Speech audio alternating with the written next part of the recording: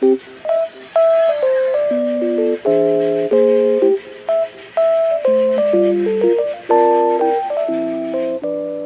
mo ba na tinaon niya itong ati-atihan? Saan? Sa Aklan. Napakasaya nito, ang daming nagpaparata at yung mga costume nila, ang ganda, talagang pinaghirapan. Very colorful. Uy, oo nga. Maganda nga dyan sa Aklan eh. Ang lagi nga pinapalabas sa TV yan dati. Oo. Every year talaga. Sobrang Maganda maganda nito yung ang festival ati-atihan nila. na to. Oo.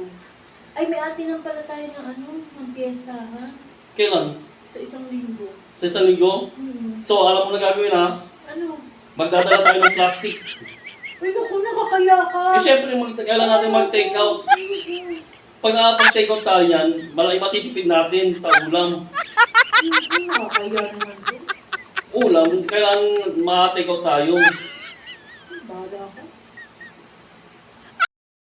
May okasyon na minsan na naimbitahan tayo sa pestahan at ugaliin natin po na huwag magbalot ng pagkain kasi naaya. Maliban nga lang kung iabot sa atin to, sa ating mga amay. Ito po, pwede natin iuwi. Yun lang po.